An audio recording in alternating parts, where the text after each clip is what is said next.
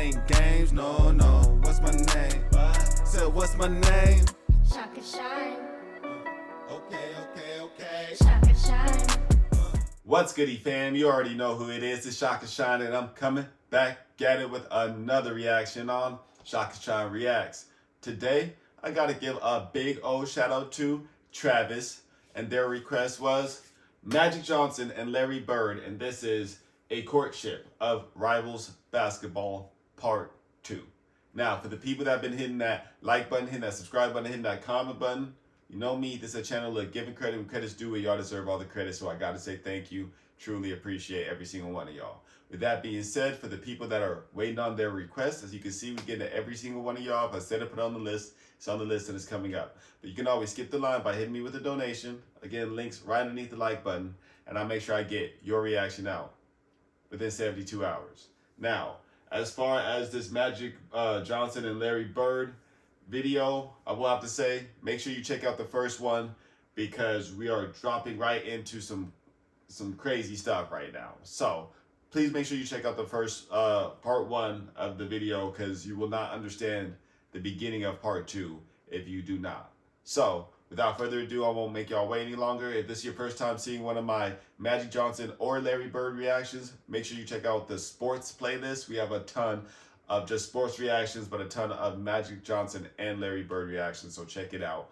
And with that being said, let's continue on with this video. But you know, he went through a lot in his life. He did what he had to do. And again, if you guys don't know, that's about Larry Bird's father passing. So again, make sure you check out part 1. Let's keep it pushing. If Bill Hodges hadn't been as persistent as he had been, Larry Bird might never have existed in any of our minds. I believe that with all my heart. I really do.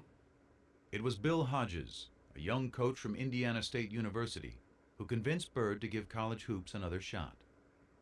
So with a promise to his mom to graduate, Bird headed to Terre Haute and ISU, a school that never so much had been to the NCAA tournament. Once I started playing, it's the same old thing. You know, he's at a small school and he ain't playing against anybody, which is fine. Still dominated. Still dominated. Look how straight-faced he said it too. It's fine. Still dominated. Gather, they no longer talk of whether Indiana has a new state bird. Now his claim to fame is just the way he plays the game. Indiana has a new state bird.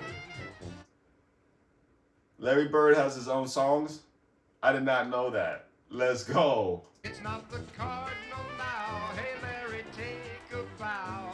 Indiana has a new state bird. By the time he had led tiny ISU as a senior to a 33-0 record.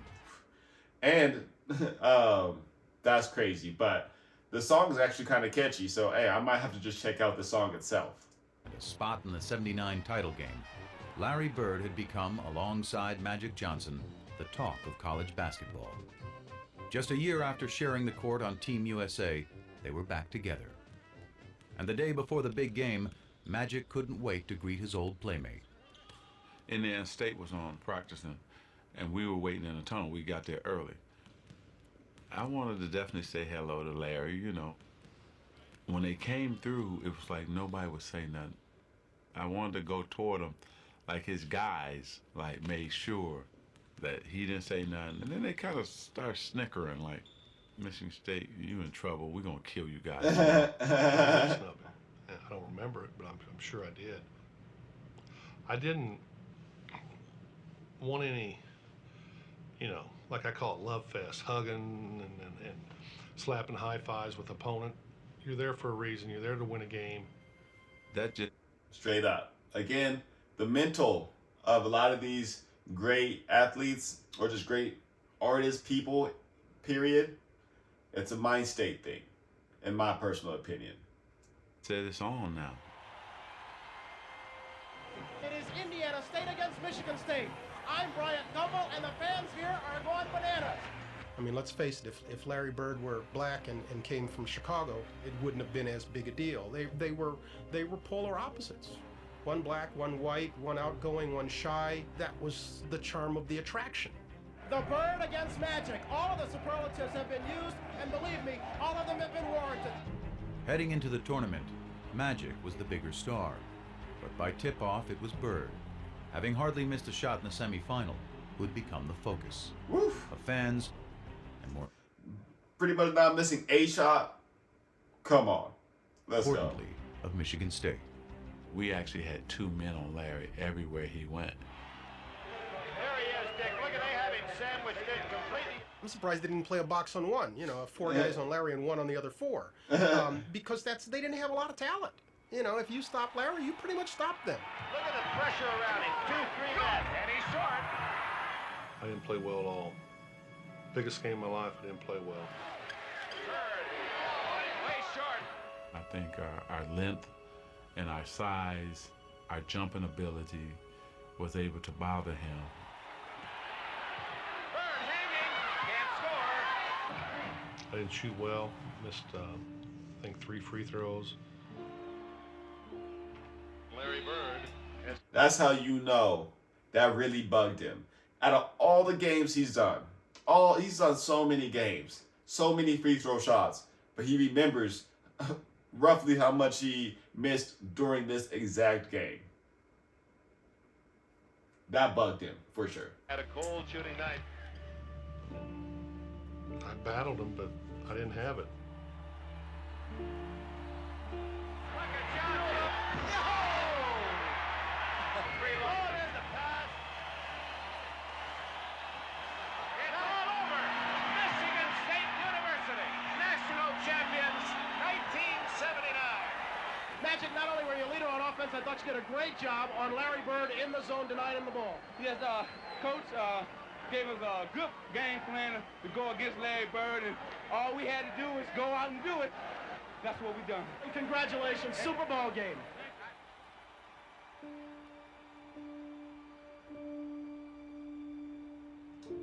It was And it's crazy because I know I've seen so many interviews about this that this really did bug him.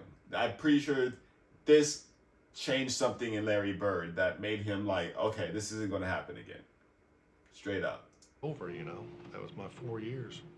I was done. No, it still hurts. And when you win 33 in a row and you walk into a game, you know, you never know what to expect, but I expect to win. We didn't win. Toughest loss I ever took.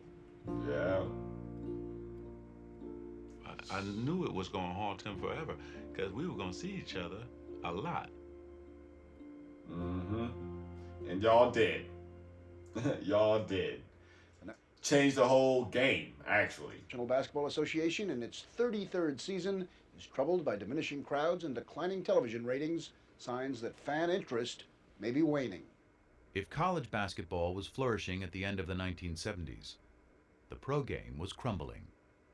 After the golden era of Bill Russell and Jerry West in the 1960s, a merger with the ABA in 1976 had led not only to new teams, but a new temperament.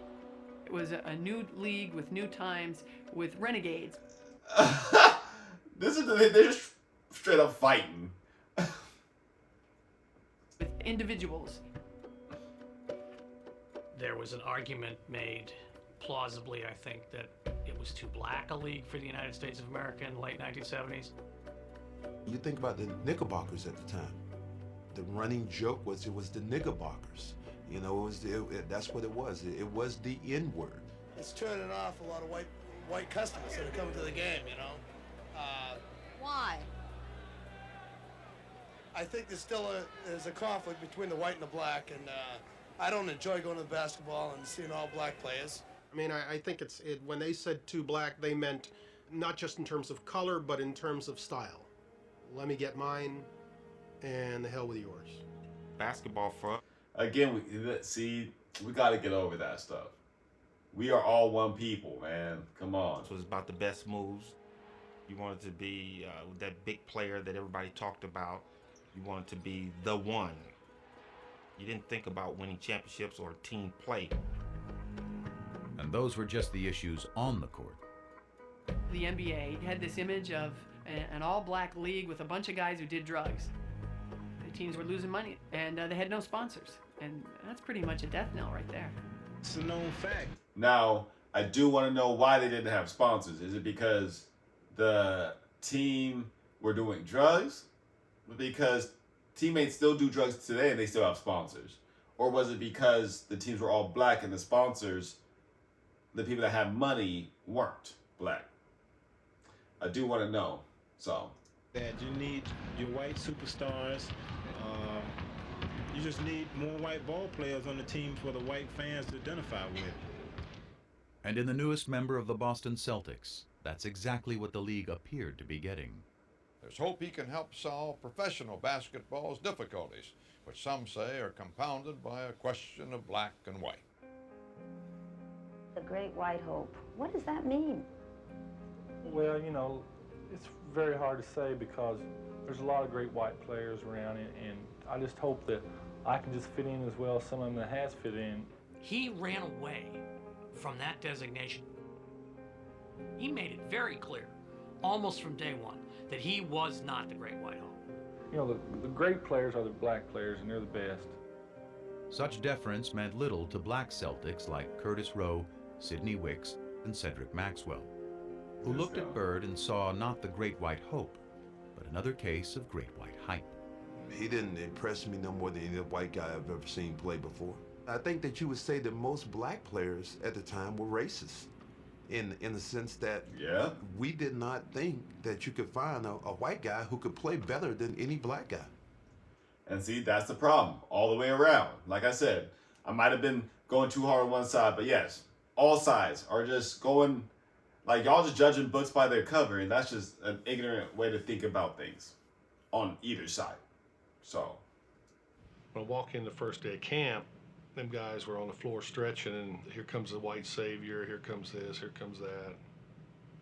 I sort of enjoyed it because I knew I was going to battle them all day. But Curtis and Sidney didn't last long. They didn't even make it through the first practice. And they were cut. So then it was just Cedric. I'm thinking, oh, he's slow, he can't get off a shot. He's not that strong. This is gonna be a layup. Bam, knocks down a jump shot. Okay, maybe that was luck. Nah. Gets the ball again. Bam, knocks down another jump shot. Now I'm thinking like, okay, hey, you know what? I'm gonna D this guy up. I'm gonna show him what it's like. 20 feet away. Bam. 25 feet away. Bam. My mind just goes to the, damn, this white guy can play. Yeah, he can. It was a good really thing, too. The storied Celtics might have been the winningest team in NBA history. The winningest? Fresh off their worst season in 30 years. And in Bird, they had a player who was not only supremely talented, but tough enough to take on any challenge. Let's I go. always played like everybody in the world was against me. Oh, that's cold. No, you started that, G. There, you had nothing to do with that. You all had your hands all on him. That's messed Everybody up. was against me. You should think up things to get me rattled before a game. He knew how to fight. I know that from off the field. One night, somebody was giving one of his buddies a hard time, and Larry went over and, said, hey, this is my friend, and this guy was a pretty good-sized guy. By golly, they go out back, and turns and says something to Larry, and Larry hit this guy, and I caught him. Hit him so hard, I go, whoa. He was from the old school, and that's how he played. Larry Bird plays it to the hilt, baby. Played the game hard. Played rough. Yeah, how the people like to see it. Maybe not straight fights like this, though. There was no frills about him. He came in, he threw elbows. There was nothing smooth about Larry. New Englanders like that. They're hardworking people. They like that that's how people view them. And that's what Larry was. Larry Bird follows his own shot. Woo! They Let's also go. like winners. And when Bird led the Celtics to the NBA championship in just his second season, he was finally one of those two. Boston loved Larry Bird. Good. It just wasn't so clear at first how much Bird loved the city back. There's only one place I'd rather be, French Lick. Thank you. Man, Larry was almost agoraphobic. in his treatment of anything outside his hometown. Yeah. He wanted to be the Wizard of Oz. He wanted to intimidate people and keep them at bay. The further we are away from each other, the more I like it. I had a nice little house. I had my little yard. I want to go from there to practice back. If we had a game coming up, I want to go there to the game and back home. Yeah. It was all basketball. My whole life was basketball. If he was just sitting there with just me, you were looking around mumbling, trying to find things that we had in common that we could talk about. We started talking about basketball, we started talking about players. It was, it was great. U.S. history? No. First passes, we made errors down the stretch. Daily events? No. I made the shot, and from then on, we got by 2, and they had to get back in the game, which they did. Politics? No. The only thing I can't do or do no more than what I can do. I just go out and try to do my basic game. He proudly dubbed himself the Hick from French Lick. He looked every bit the part. But those who played him for simple did so at their own peril. Exactly. One of the great ways, I think, of winding up with no money in your pocket is to think Larry Bird is dumb. Syntax is not intelligence. Unlettered is not stupid. He's got a great sense of humor. He just didn't show that to people. That didn't mean he didn't have it. Yeah. He did, however, allow the public one small indulgence. You could come out on Saturday and watch him mow his lawn. Huge crowd started to stop. Larry Bird's cutting grass in front of us. He's mowing his lawn in the springtime. Larry is about doing things himself. And I think it's one of the things that made him so beloved in Boston. Yeah. But as Bird... He's a go-getter. He's going to do what he can to make sure things work for him. That's, a lot of respect for it. A lot of respect. Navigated through his new world, he still had one eye fixed on a familiar foe in a faraway land. Yeah. What tripped me out was I'm riding in the limo and I'm seeing orange trees and lemon trees in people's front yards. I said, stop, I gotta go pick an orange. Are you crazy? I said, no, I gotta do this. And so I ran up like a scared little kid, grabbed the orange and ran back to the limo. I'd never seen an orange tree. I'd never seen a lemon tree. And I ain't gonna lie, so I lived in Santa Maria for a while, and you're not getting a better orange unless you're picking it off a tree yourself. Same thing with a lemon, I'm telling you. Great. It's fascinating. When 20-year-old Irvin Johnson arrived in Los Angeles in the fall of 1979, he was a world away from Lansing, the only home he'd ever known. He was the #1 pick of the LA Lakers, a once dominant franchise stuck in mediocrity. In the stoic Kareem Abdul-Jabbar, the Lakers had talent, was energy. I don't know what just happened. Let's see. In the stoic Kareem Abdul-Jabbar, the Lakers had talent, was energy. Okay, so I don't know what happened, but apparently some things got skipped out, so let's keep it pushing. Irvin Magic Johnson was only too happy to provide it. Yeah, let's go. Lit the place up. Changed the franchise, changed the temperament. Changed it. It's crazy, too, because going from such a small city to, or small town to a big city and you being a #1 draft pick, like, life is changing. Quick for you. Very first game.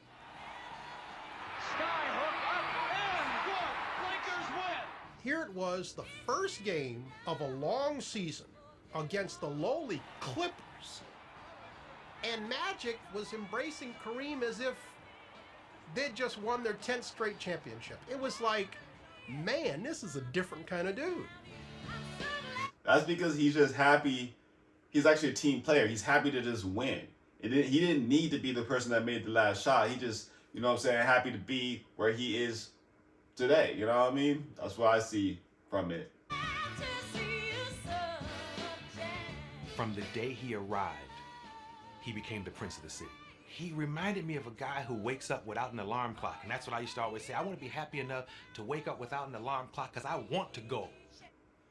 I'm going to be 100%. I haven't used an alarm clock since I was in school.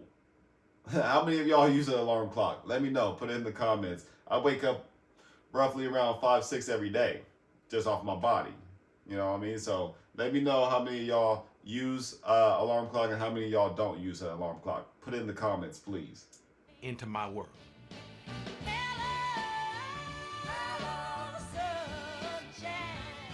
He had it, what it is. As far as I was concerned, the it was not his ability or his size. The it was his attitude, was his leadership, was his mind. I mean, I don't have to talk about Game 6 at Philadelphia. Magic Johnson will shove. In his rookie season, Magic had helped lead the Lakers to the NBA Finals against the Philadelphia 76ers. All right. In Game 6, with an injured Abdul-Jabbar back home in LA, Magic played all 5 positions, scored 42 points, grabbed 15 rebounds, and dished out 7 assists, leading the Lakers to the championship. In just 4 years, he had won titles in high school, college, and the pros. That's crazy. What do you have that makes you perform like this in these championship games? Well, I don't know. Just I love to win. Across the masthead of the Los Angeles Times the next day, it said, "It's Magic." He was a star when he first arrived here, Let's coming go. off the NC2A game. That has to, quickly during. That has to be very surreal. Again, coming from where you come from to just blowing it out like this, like, whew. That first season, he became one of the stars in town. But that game put him on another level. That made him the star in town. It's funny how I wanted to meet the celebrities, but they wanted to meet me. I was like shocked. Oh, Michael Jackson? Oh, it looks like the whole Jackson family, maybe. Okay. Like, wow, you know who I am? He was young, famous, and after Lakers owner Jerry Buss signed him to a 25-year, $25 million contract, very rich. The kid from Lansing was ready to sample a different kind of fruit. His playboy boss knew all the ripest trees. I said, oh, I'm hanging with him. When they were coming into the box, and he had 10, 20 of them, and look, Irvin, which one you want? And I was like, oh, okay, it's like that? And then he said, I'm going to take you to the Playboy Mansion. What? The mansion? No, are you kidding? Yep. You look like a kid in a candy store. Like, come on, man. I went there, and my first time, I'm backing up like, I can't believe I'm in it, but I'm backing up away. You know, it's like, I'm scared to death. Probably 10 guys to 100 women, you know. Everybody think it's sex-driven, but it's really not. You have dinner, then you watch the latest movie. And then, of course, I don't want to ever say that sex wasn't involved, because if you meet somebody, that's what, you know, you wanted to do, you did that. But it's really a great experience to go up there. So, yeah, I had fun there. I bet. He came to L.A. I like bet the you Pied did. Piper. You know, people were giving him this and giving him that. But, you know, he stayed pretty grounded to the game. Everybody was getting high then, but you can't even smoke a joint around Magic. He had real old school, down in the trenches work ethic. Yeah. And that was honed in him by his dad, Irvin Johnson Sr. Magic was always this guy. You know, he never did none of that, so I did everything for him.